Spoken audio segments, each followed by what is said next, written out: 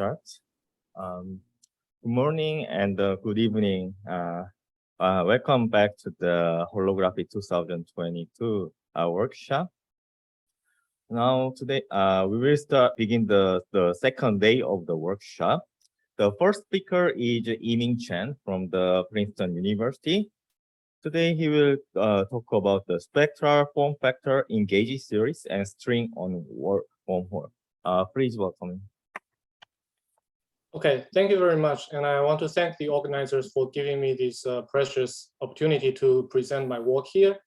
My talk today will be based on a paper that I wrote earlier this year and some work in progress.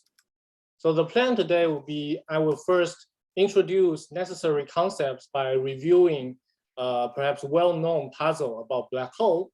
So to introduce some background, and then I will talk about the property of this quantity spectral form factor in free large N gauge theory. Then towards the end of the talk, we will talk about what happens as one turns on the tooth coupling lambda, and what are the property of the spectral form factor that changes and what are the property that remain the same. Okay, so let me first start to tell you what does the spectral form factor mean. So the spectral form factor is a quantity that has raised a lot of recent attention when people study holography. And it is simply a useful quantity that you can introduce in general quantum mechanical systems to diagnose the fine-grained feature of your spectrum. In other words, the way that people usually define it is simply define it as a square of the analytically continued partition function. So rather than summing over e to the minus beta times the energy, you take beta plus it times the energy. So it's kind of a Fourier transform of your density of state. And as you increase t, you start to probe more and more finer detail of your underlying spectrum. So there have been some often discussed feature of this quantity.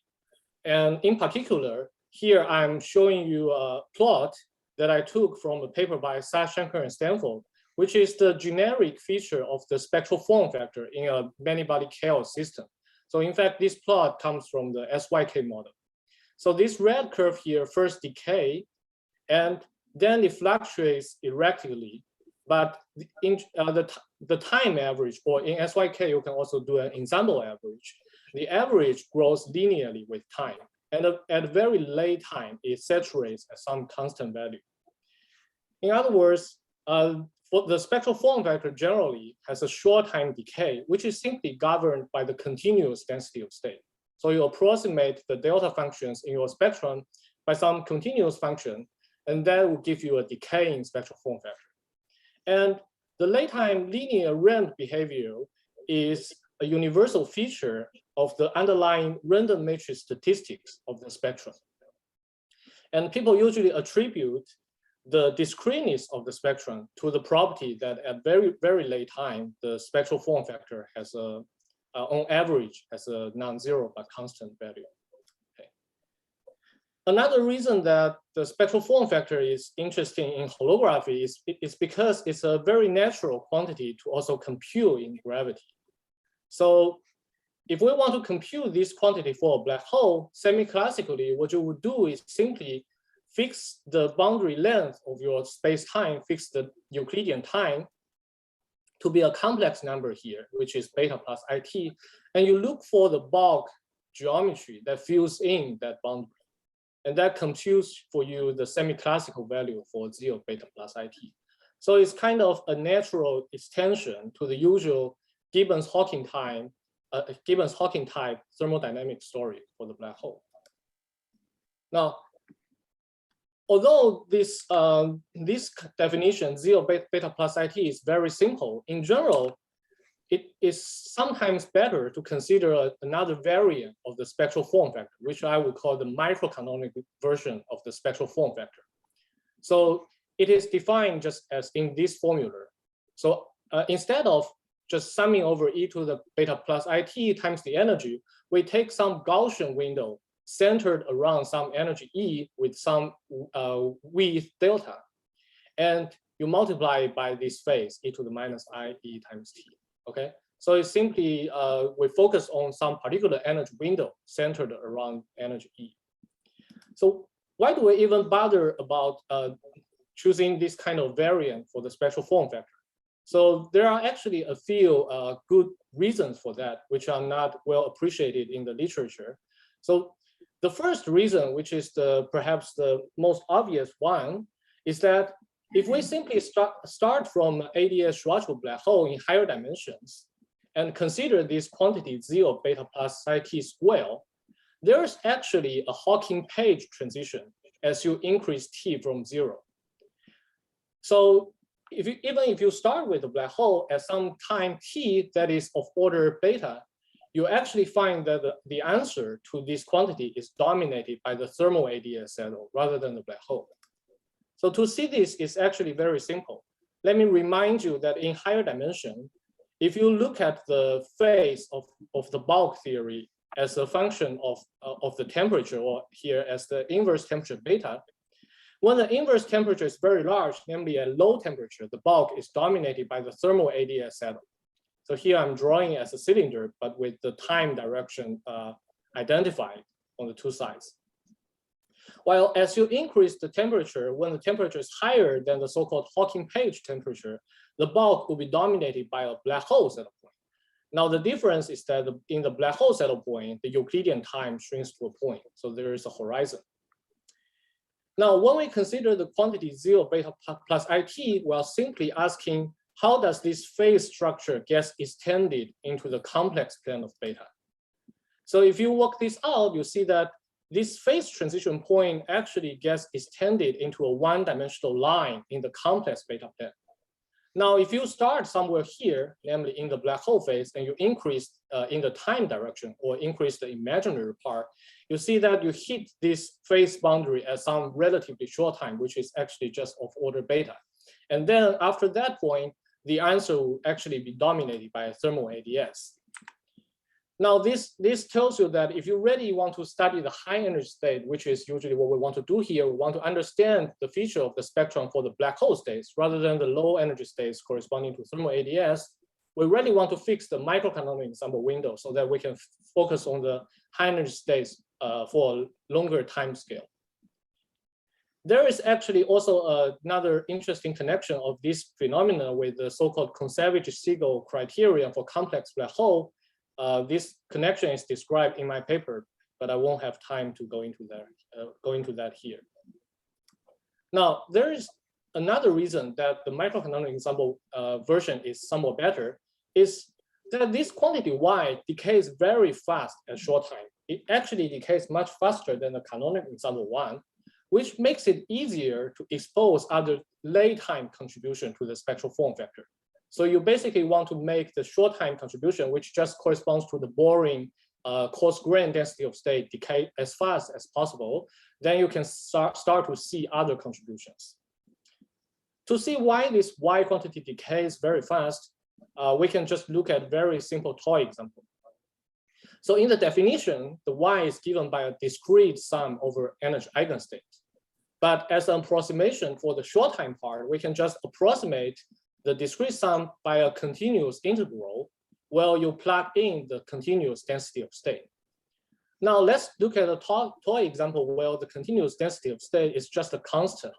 Namely, it's just some e to the entropy of, around the energy E. Then if this is just a constant, this formula is just computing for you the Fourier transform of this Gaussian function. And you know that the Fourier transform of that is also a Gaussian function which decays exponentially with respect to t squared. So you'll see that this function actually has a very, very fast exponential decay in time. And now for black hole, for example, if we compute this quantity for a black hole semi-classically in the bulk, we know that the entropy of the black hole, the density of the state of the black hole, is proportional to 1 over G Newton. It's a very large entropy. Also, for a black hole in ADS, it's common to choose the fluctuation in your microcanonic ensemble window to scale as 1 over square root of G Newton, so that both terms in the exponent has the same scaling in terms of Newton's constant. Now, then, if you look at this expression, you actually see that this expression decays to exponentially small at some order 1 time, because both terms are of order 1 over G Newton. So in this talk, I will be plotting the logarithm of y squared rather than y squared itself. Then if you plot log of y squared, when it decays to exponentially small in terms of this curve, it means that it decays below 0, and it happens at some order 1 time. Okay, so this is the answer that you will get by doing some sort of semi-classical analysis in the bulk for the black hole. Now, as I said, the semi-classical answer decays to exponentially small at order 1 time. But this is a puzzle because this is very difficult to explain if we recall that the original definition of y is actually a discrete sum. So it is this quantity y is actually a sum over exponentially many terms because the black hole has exponentially many eigenvalues. And each term in the sum is some phase, and the phase is just some order 1 number. So you're summing over exponentially many order 1 number. And if there is no miracle, you never expect the answer to decay to exponentially small. And we expect that the spectrum for a black hole to be somewhat generic, and there shouldn't be this miraculous cancellation happening. Now, this is, of course, a well-known puzzle that was first put forth by Seth, Shanker, and Stanford and their collaborators. And the puzzle is what replaces this curve given by the black hole. And one proposal made by them is that in general, there is a wormhole settle point that starts to dominate at daytime, and it gives you increasing linear increase in the spectral form vector. Now, this is perhaps a well-known story by now. Here, I only want to highlight a puzzle is that the black hole curve already leads a problem at order 1 time. So it is already a puzzle at a very, very short time in terms of time scale. And it's in general not very clear, does the ramp or the universal feature coming from random matrix statistics kick in at this super early time, or could there be something else in between the initial decay and the ramp? Okay. So these are basically some review of the well-known black hole problem to set up some stage. But in this talk, I will be focusing on a much simpler quantum systems that we, in principle, should be able to say more about this problem. So I will try to consider these questions in large N gauge theories. And I will focus on the case where the gauge group is just SUN and all the matter fields are in the adjoint representation. And we would like to understand some basic properties of this quantity spectral form vector in these gauge theories. Now, of course, these gauge theories would include theories that are have known gravity dual. For example, they include 4-dimensional N^4 super-Yang-Mills theory. Even though what I'm going to say in the following will not depend on very specific detail of the theory. And to set up the problem, we would put the gauge theory on a compact manifold. For example, we could put it on S3, but we could also try to put it on some different manifold. The only point here is that we want to put it on a compact manifold so we can have a discrete spectrum. And so the theory is on S1 times, for example, S3, well, S1 corresponds to the Euclidean time direction, which in general can have a complex length beta. Also, if there are any questions, please interrupt me at any time. So we will first try to, in this talk, we will first try to understand the spectral form factor for free gauge theory. And then we will try to say a little bit about what might happen when you turn on the interactions. Now, the free gauge theory might seem very trivial because we know all the energy eigenstates explicitly, and you can, in principle, you can just plug it into your computer and compute the spectral form factor. But the perspective, is there a question? Simple question, yes. Yes. So your argument for the partition function with a complex the temperature. So Yes. It doesn't matter whether the excitations for spectrums are the fermions included, or So whether it is boson or fermion, there is no change in the argument. So here, I don't think it will change the argument because here we are considering very, very high energy states. I don't see a reason why including fermions would change the property of the spectral form factor qualitatively. For example, in this gauge theory discussion, I could consider gauge theory that with fundamental fermion, with adjoint fermions in it. It won't change what I'm going to say in a dramatic way. Maybe I'm not understanding the question.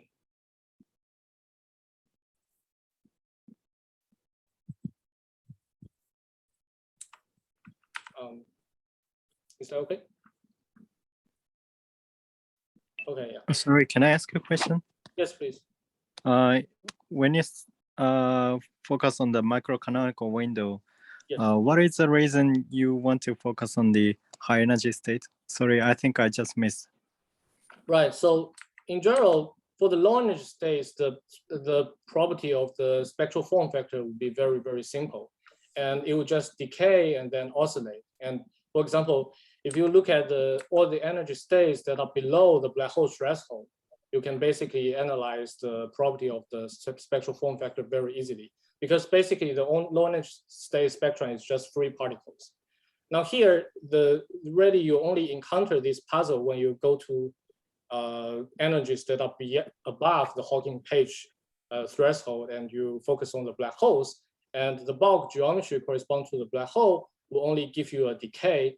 And it's a mystery what replaces the black hole. And so that's basically the reason that we want to focus on very, very high energy states here. I see. And from now on,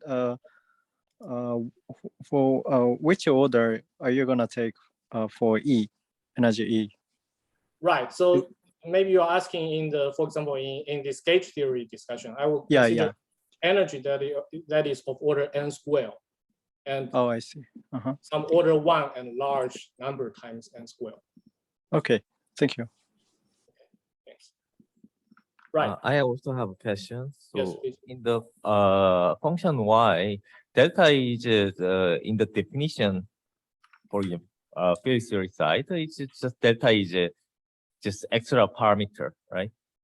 Yeah, delta is in principle a parameter that you can choose as your line. So in the black hole, in the bulk, how can I connect this some? How can I find the delta? Exactly. So the way you actually compute this quantity is so let's first talk about the case where delta is equal to 0. Then you would just do a inverse Laplace transformation of the black hole partition function to compute the density of state. Basically, that is this y quantity at time equals to 0. Then if you have a non-zero delta, then in your inverse Laplace transformation, you will also have a Gaussian term. And that will affect what is the final black hole saddle point that you pick up. So in general, this delta would in the end translate into, for example, the mass of the black hole or the temperature of the black hole saddle point that shows up in this curve. Okay. So with different choice of delta, you basically are looking at different black holes. And of course, at time equals to 0, you can understand the meaning of delta just be the energy fluctuation around this black hole background. But since here is kind of a weird quantity that you are doing some analytic continuation, I don't think there's a very clear physical interpretation of the quantity delta at some later time. Does that answer your question? Yes, thank you. Okay. Right. Okay.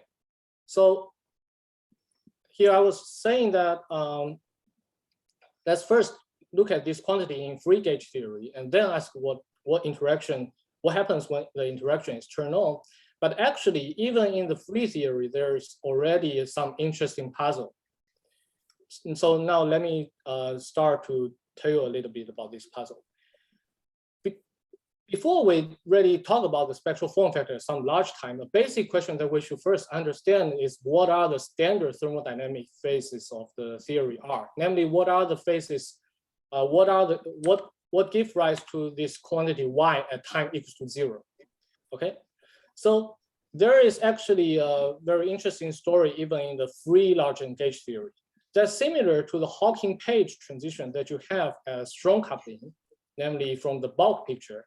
At weak coupling, even when the coupling goes to 0, there is also a phase transition, which is usually called the Hagedorn phase transition. Namely, if you look at the canonical example partition function as a function of the temperature, at low temperature, the free energies of order 1, while at high temperature, the free energies of order n squared. And there is a first order phase transition at some Hagedorn temperature. Now, this is also sometimes called the confinement-deconfinement transition because the different dependence of the free energy on n. Okay? And there are some important background that I also need to review here. Such a phase transition in gauge theory can be diagnosed through the thermal holonomy, or you can also call it the Polyakov loop. So what is the thermal holonomy? The thermal holonomy is nothing but the integral of this alpha along the Euclidean circle. So you integrate it from 0 to beta, and this alpha is simply the 0 mole of the time component of gauge field in your spatial manifold. So you take the 0 mole, you integrate over the Euclidean time. Now this is nothing but a n by n unitary matrix.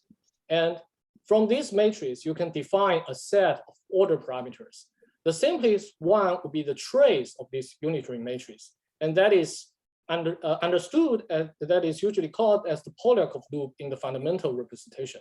But in general, you can consider more complicated order parameters. For example, trace u squared, trace u cubed, etc. And I call them order parameters in the sense that if they develop some non-zero classical value, they signal the breaking of the Zn center symmetry or its subgroups in your gauge theory. If you are not familiar with this, it won't be very important what I'm going to say, so it doesn't matter. Alternatively, one way to characterize this matrix is to look at all of its eigenvalues. So it's n by n unitary matrix, so it has n eigenvalues that are phases, e to the theta 1 to the e to I theta n. And in the large n limit, you can approximate these eigenvalues as some eigenvalue density, which range from minus pi to pi. Okay, so you can describe this either using this set of order parameters or using this eigenvalue density. Now, the reason that this is particularly useful here is because, as was famously shown by this author, the thermal partition function of the free gauge theory can be computed by reducing the full partition function, z of beta of your gauge theory, to a simple matrix integral of this thermal holonomy of this n by n unitary matrix. So it can be expressed as a matrix integral with some particular potential that the detailed form is not so important here. The only thing that we need to know is that this potential is completely determined by the single particle spectrum, because in the end, since we are dealing with this free theory, the many body spectrum is simply built out of the single particle spectrum in a simple way. And this function z, little z of beta is determined by this single particle spectrum. For example, if we look at the pure SU and Yang-Mills theory on S3, and in the following, we will just fix the radius of S3 to be 1. This z and beta is just some very simple functions. The detailed form will also not be important here, but I just want to show you that it's very simple functions. And you plug it in here, and in principle, if you do this matrix integral, you get the exact partition function of the gauge theory.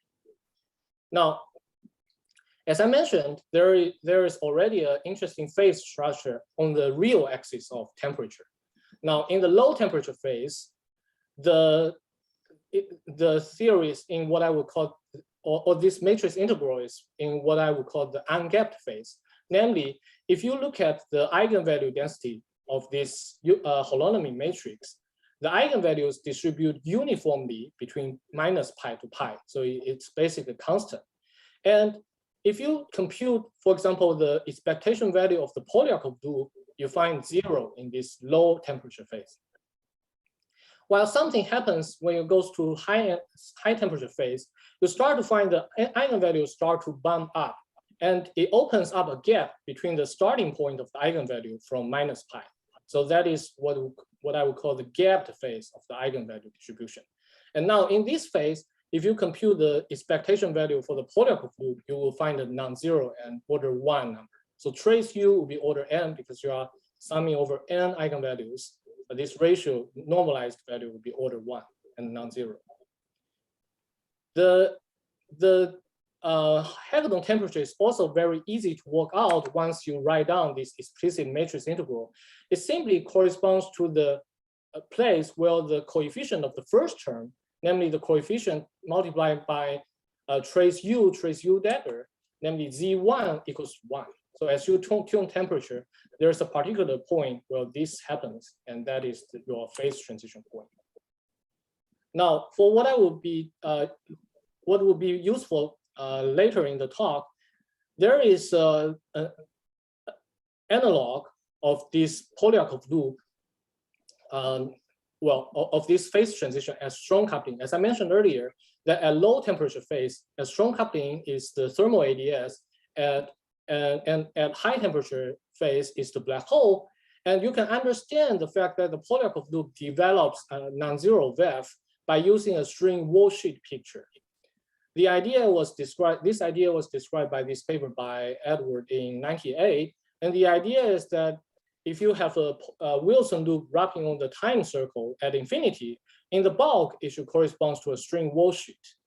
And in the low temperature phase, since the thermal circle is not contractible in the bulk, you cannot have a classical string diagram with the wall sheet in the bulk. In other words, in this case, the expectation value will be 0.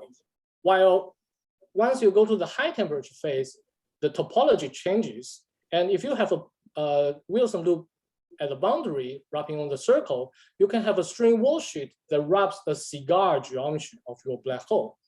And at the classical level, the expectation value can be approximated by basically the Polyakov action for this string wall sheet. And it is an order 1 and non-zero number. Okay? So this is a picture of how we can intuitively understand this phase transition as strong coupling. These different eigenvalue distributions of the holonomy will be kind of the analog of different bulk geometries in the free theory. So they are kind of the precursor of the bulk geometries at strong coupling. The last background that I need to talk about is that since I advocate that sometimes it's better to consider the microcanonical ensemble spectral form factor, I want to talk a little bit about what happens when you consider Y rather than Z. Of course, here is Y at T equals to 0, namely the ordinary thermodynamic phases. Now, in the canonical answer, you see that there is a first order transition. The first order transition in canonical ensemble would correspond to a range of energy in the microcanonical ensemble. In other words, if you do the analysis of what the saddle points are for this Y quantity, you see that at very, very low energy is completely uniform. At higher energy, it will be an eigenvalue distribution that does not have a gap, but it has a cosine theta fluctuation. Okay, so it looks like this. While at even higher temperature, it corresponds to a gapped eigenvalue distribution, as I showed here.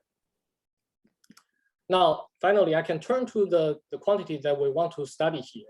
So now let's consider the spectral form factor. Namely, we start from these saddle points, the saddle points that are important when the energy that are of order n squared, namely either this one or this one. And we start to increase the time in the spectral form factor. We run into a puzzle, basically, as I mentioned before, for the black hole. If you compute the spectral form factor, you see that the logarithm just decreases and it crosses 0 at some order 1 time. In other words, this Can I ask saddle. one question? Yes, please. So in the previous slide, does it mean that there are 2-phase transition, or maybe I misunderstanding this slide? Right. So, it says so in principle, if you do a large n analysis, you are only supposed to look at energy that are of order n squared. So you Yeah. only see these two phases. And Uh, so there's basically this phase transition will be, well, this phase transition point is the only one. But you because in the large n limit, you don't want to really take energy to be of order 1. And then maybe in the exponent, different terms would have different large n limit. oh, I see. Right. Or you can think of really when energy is order 1, this fluctuation here, the fluctuation in this middle diagram will be 1 over n suppressed. So it's basically like a uniform, uniform eigenvalue distribution. And there is no phase transition between these two situations. Okay. All right.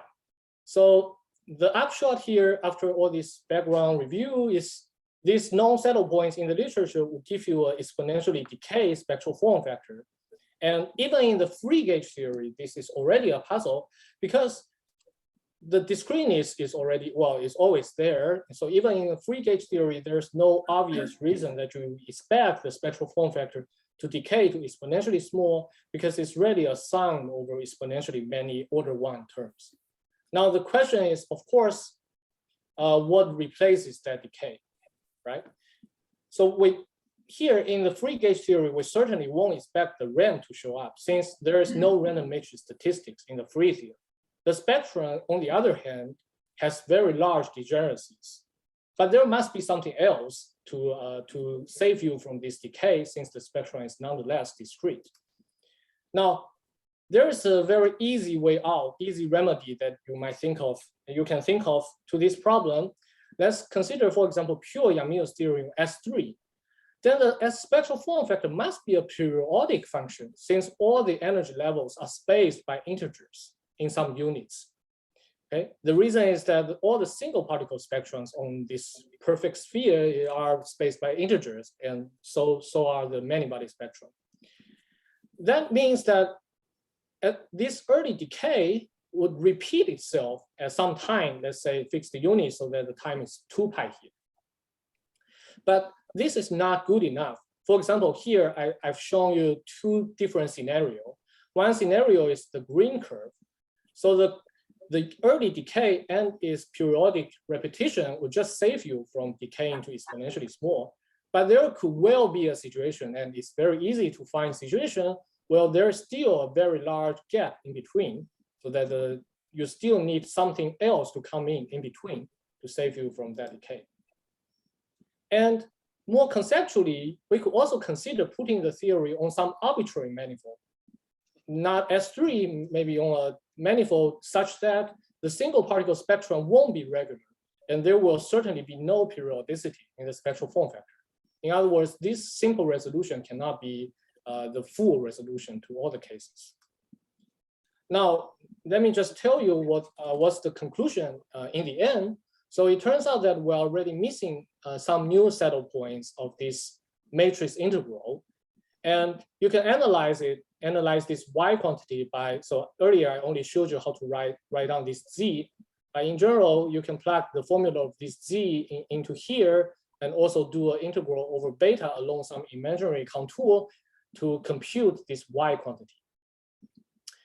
The analysis is simplest for the intermediate range of energy, where the short time saddle is ungapped. So in other words, the short time saddle is given by this rather than the gapped distribution I showed you earlier. Because for this case, the formulas for the matrix integral are really simple. So it's simpler to analyze this case.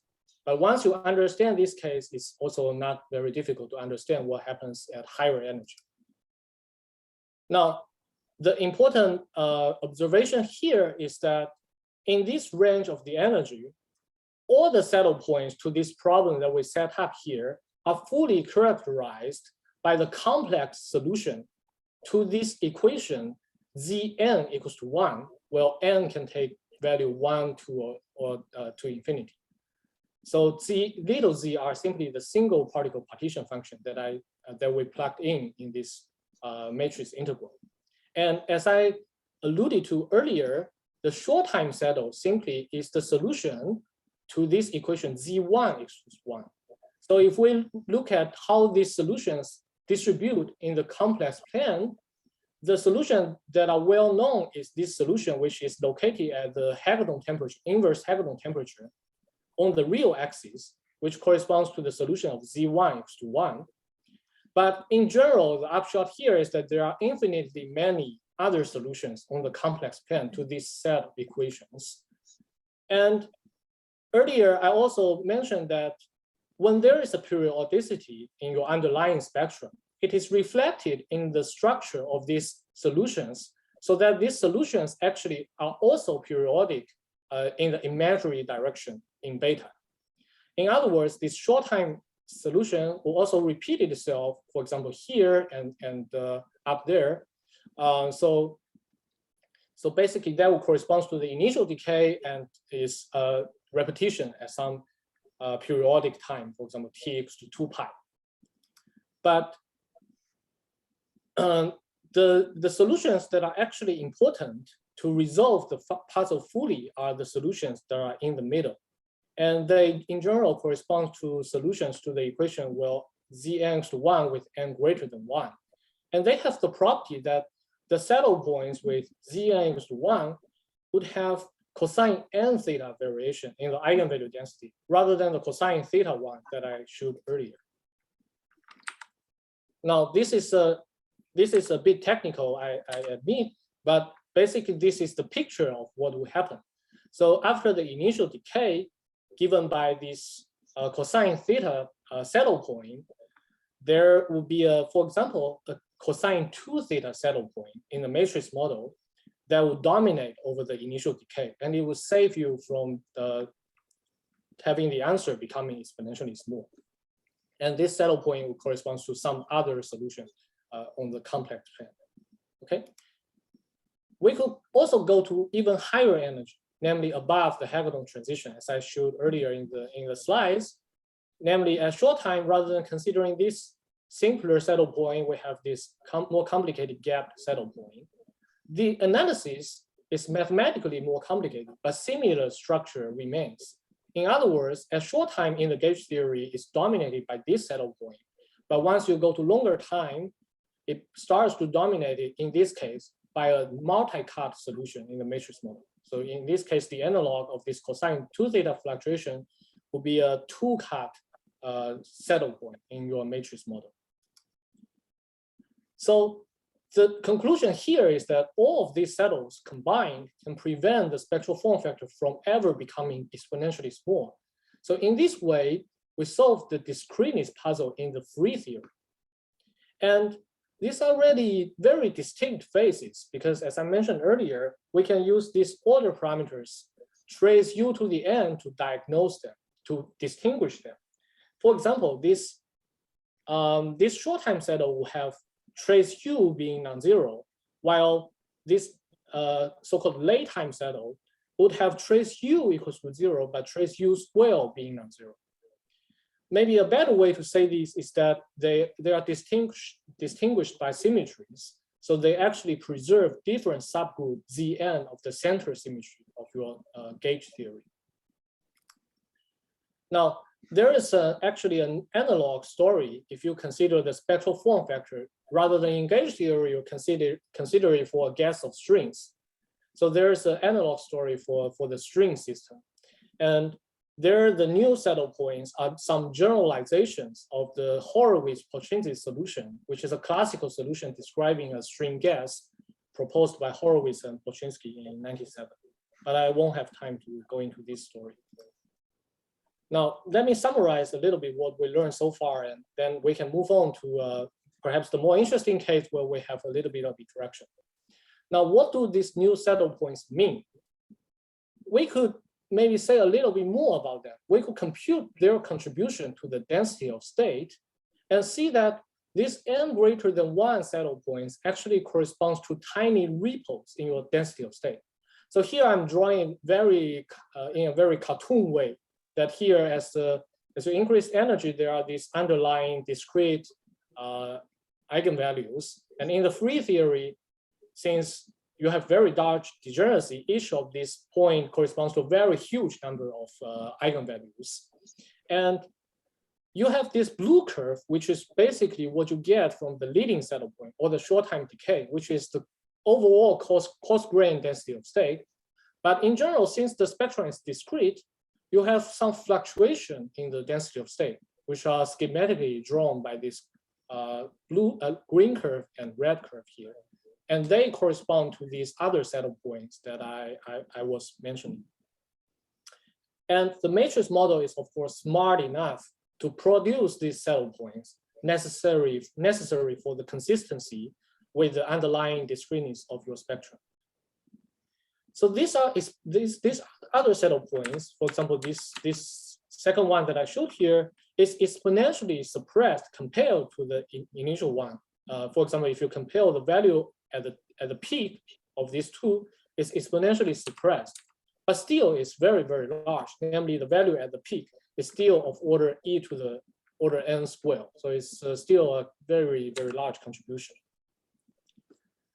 Now, this story that I said so far might seem very, very far away from gravity, but actually there is already a direct connection to gravity at this point. And this was discussed very nicely by a Korean group in a recent paper. The idea is that this matrix model, even though if you just consider the partition function, the matrix model is deformed and becomes very different as strong coupling. But if you look at the supersymmetric index or the partition function for the index for the supersymmetric states, that is actually protected under supersymmetry. So it is exactly the same as weak coupling and as strong coupling. Now you can consider the supersymmetric index for BPS states in, for example, NX for super Young meals, and there you can consider a similar version of this Y quantity, and then you can ask basically the same question as I said before. Now the difference is that here, since you can go to strong coupling, all those other saddle points you can in principle compare with the gravity solutions in the bulk. Okay, so as was found out in this recent paper, each saddle points in the spectral form factor in this supersymmetric index case can actually be identified with a particular complex black hole solutions in the ADS5 bulk. And in general, these complex black hole solutions involve orbital black holes where you portion the time circle by some Zn, or some ones that with some shifted chemical potentials. So these solutions are also described in some recent papers that are some recent developments on this index story. Okay, so for the last part of my talk, let me move a little bit more beyond the free limit and try to look for some signature of chaos. Of course, even in this BPS state story that I was mentioning, they still involve quantized charges, and the spectrum is really regular, and they are spaced by integers.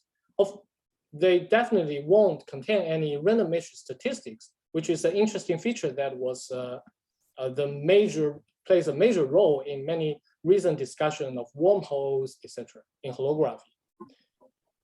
We don't expect the story to be the same for non-supersymmetric black holes, which should have a more chaotic spectrum. So we're already looking for something new here, which does not arise in this, are not there in the free gauge theory story that I said earlier.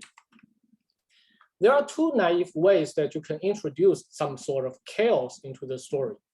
First, just as a toy example, we could just stay in the free theory, but as a toy example, we can take the single particle spectrum to be chaotic. Let's take the little z function that I said earlier to be coming from a spectrum of a random matrix theory.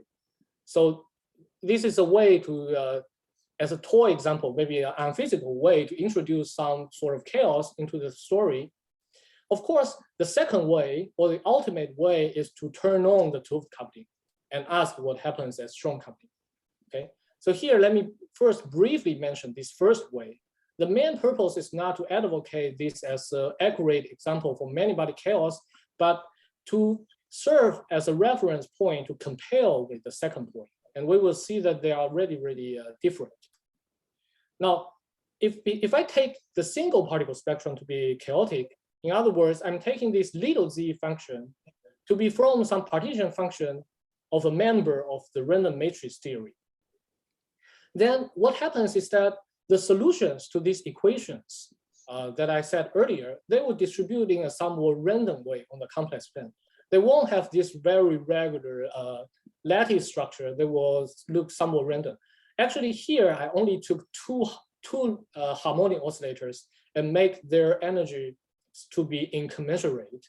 Even there, you already see some feature of, well, it already look not regular. So we expect that if you really take a lot of, really take a spectrum from a random matrix, you should, these solutions should look very chaotic on the complex plane. And this will basically result in huge irregular fluctuations in the spectral form factor. Because as I said earlier, each of these points in principle corresponds to some particular saddle point. And if these points are placed in an irregular way, the saddle points also will appear in some random way. And it's a huge irregular fluctuation because, as I emphasized, each saddle point are very large. They are of e to the order n squared.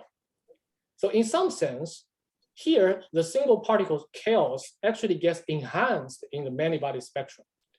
Large but order 1 fluctuations in your single particle spectral form factor actually gets enhanced to e to the order n squared large fluctuation. So it's like huge fluctuation. So in some sense, it's kind of an example of chaos from the underlying order in your system. Underlying is the system is really a free theory, but in the spectral form factor, you see some sort of very large fluctuation. But this is, of course, not the true many-body chaos. The many-body chaos, to get it, I think the only way is to really turn on the tube coupling. Perturbatively speaking, if you just have very, very small interaction, we don't expect it to deform the saddle points that I proposed at short time, because, well, first of all, the perturbative expansion of the matrix model is basically some perturbation on the matrix model, and the short time saddles still will get deformed, but they are still there. And physically, you can understand it as follows. Basically, in the free theory, you have very large degeneracies at each of these points. When you have a tiny bit of tooth coupling, what happens is simply you have this degeneracy gets split and gets lifted, and each of these peaks gets replaced by some continuous, well, roughly continuous eigenvalue distribution like this. But the saddle points that I mentioned earlier, they correspond to rather long wavelength ripples in the density of state. And those won't be destroyed simply if you have a very, very weak coupling, okay? All right, and now in the remaining of the talk, however, I would try maybe the last 10 minutes, I will try to argue that the ramp that people are proposing in the literature, they really behave very, very differently from all of these short time saddles. They are very different in a sharp way. So all the short time saddles that I said earlier, they are in the so-called deconfined phase in the gauge theory. Namely, the Polyakov loop, or this family of order parameters, they have classical expectation values. In other words, for example, the short time saddle trace U as a value that is of order n, okay? And the similar statement is true for all of these other saddle points. I will try to argue that the ramp that really the signature of many-body chaos is in the so-called confined phase. Namely, the Polyakov loops or any of its generalizations, they don't acquire any classical expectation values. Due to the limitation of time, I will just sketch the general idea.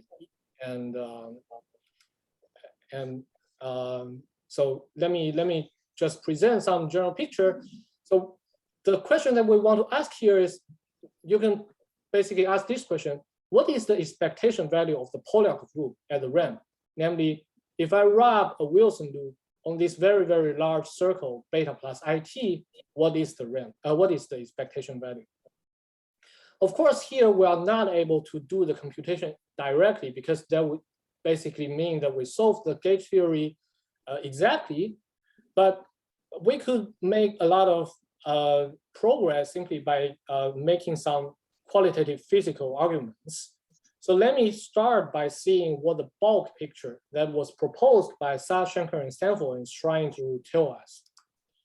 So the idea is that ideally, following the paper by Edward in 1998, ideally we will have some one boundary description, the usual holographic description of the bulk geometry corresponds to the case where the boundary is beta plus IT. Of course, here I'm simplifying the story. You can also consider the microcanonical ensemble version. But here, to simplify it, let me just say beta plus IT. And you can ask what is the bulk solution. And then we can use the proposal in the paper that we can ask whether it's possible to have a classical string worldsheet in the bulk that will tell us whether the Polyakov loop has a classical bed or not.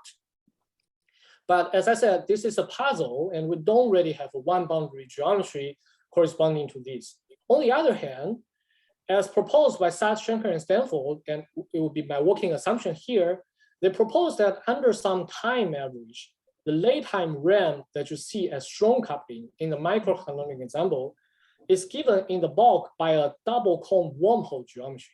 In other words, rather than considering Z of beta plus IT, you take the square of the quantity and do some time average. And they propose that is given by a wormhole in the bulk. So it's given by this double cone wormhole that was described in their paper in 2018. Now, we can use this gravity picture to see what we get from it. Now, if you want to look at the expectation value of Polyakov loop, it's simple. We wrap a Wilson loop on the right and ask what the string diagram corresponds to in the bulk. Now, if we just wrap the Polyakov loop on one side, the string has nowhere to end. So at the classical level, the answer is 0. In other words, the time average of the Polyakov loop must be 0 at the classical value, classical level. Namely, it shouldn't have an order n non-zero value. So I did not really write down the precise formula here. I deliberately write only Polyakov loop, since here the precise statement has to be formulated using adjoint lines rather than fundamental lines due to the center symmetry of your gauge theory.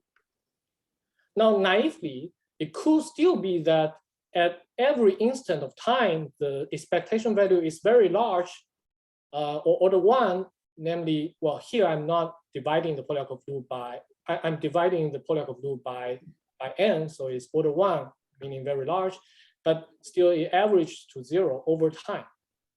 But this can be ruled out by looking at the time average of the square of the Polyakov loop. So the idea is that rather than considering just computing the expectation value itself, we can compute the time average of the square. Then the interesting thing is that in the bulk, it corresponds to a diagram where you wrap a Wilson loop on the left, a Wilson loop on the right, and there is actually a classical string diagram in the bulk, which is a string worldsheet that stretches from the left of the wormhole to the right of the wormhole. And the basic point here is that this classical diagram is a cylinder diagram. In string theory, it does not give you any large n factors. So that tells you that the Polyakov loop square, the time average is very small. It's of order 1 over n squared. The n squared here simply comes from normalization, that I'm dividing each of Polyakov loop by n. So this is really saying that the Polyakov loop has only a very tiny depth, very, very different from all these short time saddles that I was discussing, but somewhat similar to the ordinary confined phase. Of course, here the physics is quite different. We still have the exponentially many high-energy states involved in the calculation. But the physical here is not because we don't have enough states as in the usual confined story, but because of huge cancellation among the high-energy states and their contribution to the Polyakov loop cancel each other. So I think we should already avoid calling it as being confined here. This also has some implication on the so-called this half wormhole story in the bulk. This means that if there are already one boundary classical geometries that are sometimes called half wormholes, for example, in this paper, describing the ramp, the time circle, the simplest suggestion would be that the time circle in this classical geometry must be not contractible. So for example, this would be consistent with this eigenbrain story that some people proposed in the low dimensional holography story. Okay, so because of time, let me skip over this part. Basically, the idea is that there is a similar argument, well, a related argument that you can make in the boundary theory that agrees with this wormhole picture. So you can also argue that from the boundary theory point of view, by assuming some random matrix universality, the polyactive loop must have a very, very tiny depth. And how it depends on n would agree with the string wrapping on the wormhole. Now let me summarize.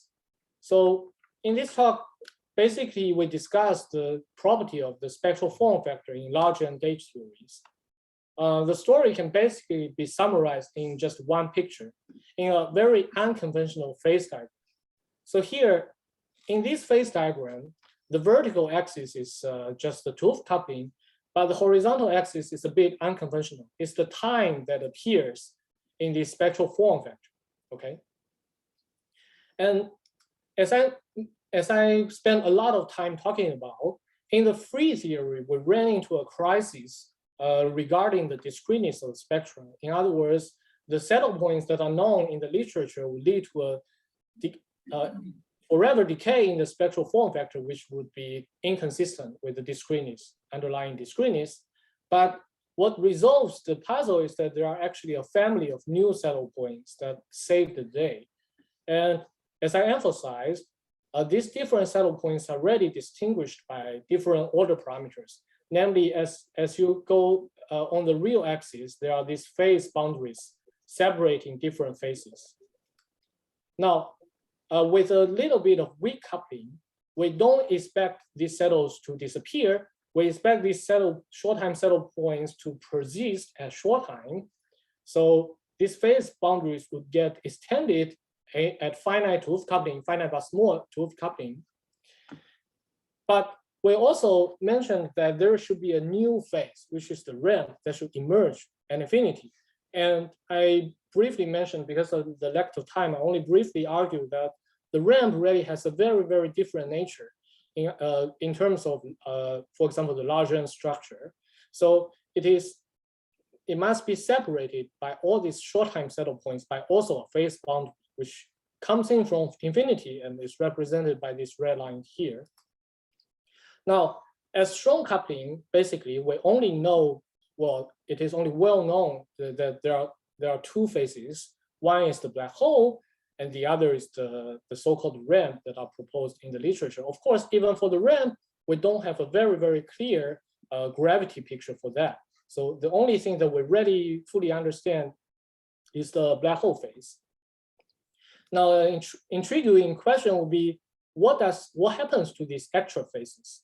So one possibility is that there are a series of phase transitions that happens at finite tooth coupling, and that makes all these other phases disappear. If that is the case, I think it would be very interesting to understand what is the mechanism for these kind of phase transitions in gauge theory and whether one can say anything more about them. Another possibility would be they still remain in the strong coupling. Either we are missing some phases as strong coupling, missing some gravity solutions, or either there could be solutions that would dominate in the spectral form factor that we are not aware of, or they can be solutions that are maybe subleading compared to the black hole. So one proposal might be some orbifold, ZN orbifolds of the black hole, but it's not very clear to me at this moment. So it seems to be an intriguing puzzle here. So that's basically what I want to say. Thank you very much. Thank you very much for the night talk.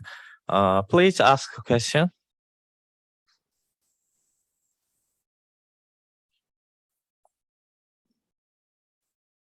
I have a question.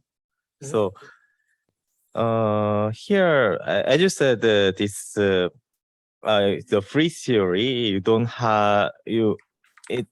don't expect to have like a random matrix behavior or many-body chaos. So in that case, is it that you don't expect to have like a ramp or plateau in that case, or No, I don't expect to. Well, for example, in let's say if you put the theory on S3, as I mentioned, the function should be really periodic. So I don't think it even makes sense to ask about the plateau at long time. Of course, I said that you could put the theory on some real manifold, maybe even the single particle spectrum can be coming from a random matrix. But still, I would expect that at late time, you will just have this huge e to the order n square fluctuation. And it's very different from the many body chaos, the ramp and plateau story. It's qualitatively different. I see. So also here you talk about the discrete spectrum, but what if the field theory has like a continuous spectrum? Is there a lot of change or? If you have a continuous spectrum, well, maybe, well, I think I would expect the spectral form factor just decays forever. And I see. it won't ever have to, because in that case, I don't think it makes sense to, well, of course it won't have a plateau because it doesn't make sense to talk about discreteness in the spectrum. I'm not sure whether there is still a sense of level repulsion in a theory with continuous spectrum. That also doesn't seem to make a lot of sense. But I would just think that in that case, you would just have a decaying part and it decays forever. So that means, do you, like for example, in the holography, you always expect some discrete, in the end, this discrete spectrum in the like a quantum gravity, or? Yes, well, we know that the black hole has, well, the black hole in finite volume should have a finite number of states. It should have e to the s number of states. So we definitely expect a discrete spectrum. So in your phase diagram, you introduced time or in the complex temperature. So in the phase boundary between black hole phase and the ramp phase, can you pinpoint out kind of order parameter? Is it like some periodicity that appears in the spectrum or something? Are you talking about this phase diagram, this one that I showed earlier? In your last diagrams, in your last conclusion, Okay. You in the phase, there is a two phase, black hole phase and the ramp phase, right? Yes, yes. So what would be the order parameter that easily?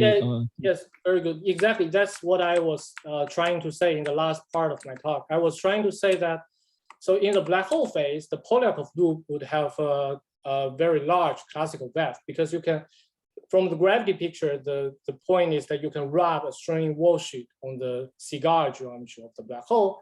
Or from the gauge theory point of view, is saying that trace U, this holonomy quantity, should have an expectation value that is of order n.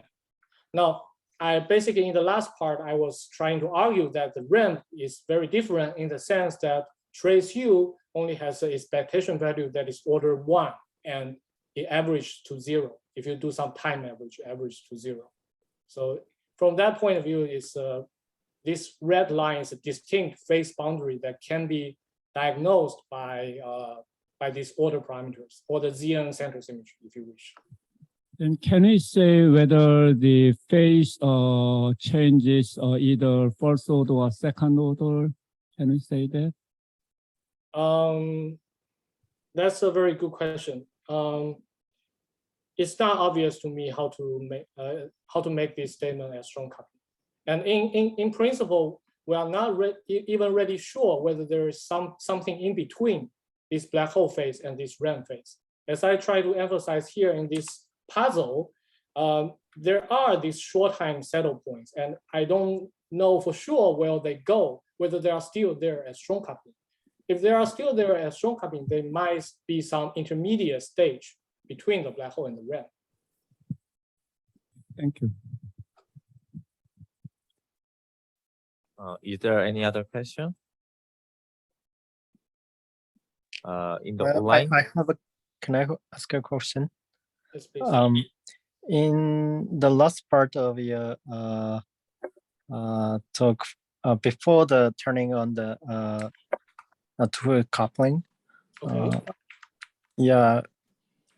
Well, let's see. Yeah, in this slide, Yeah. it seems that the spectrum in the imaginary direction seems to be chaotic, but on the real axis, still the spectrum seems to be have some order. Do you have any explanation for that? So maybe, yeah, I have to first tell you what this curve, what this plot really is. I was a little bit lazy in making this plot. Here is not really a plot coming from a true random matrix with many eigenvalues. Here is really coming from just two harmonic oscillators. So e to the minus, so basically z of beta is e to the minus beta delta 1 plus e to the minus beta delta 2. And delta 1 and delta 2 are incommensurate. For example, 1 is 1, the other is square root 2, for example. And so this is still somewhat regular, not entirely chaotic. But one would definitely expect with more eigenvalues to look more chaotic. But even here, I'm not sure that on the real axis it looks very ordered. These are just some arbitrary values. I see. So, what is the reason you focus on random two harmonic oscillators? Oh well, it's just actually for it's actually technical difficult. Maybe it's just to me that if you have a z of beta, which is a very complicated function, you want to find all of its solutions that it is equal to 1. It's numerically it's not very simple. So here I just took two for simplicity. I see. But I think it illustrates the point. So okay, cool. Thanks. Is there any other question? If not, let's thank speaker again. okay, thanks a lot.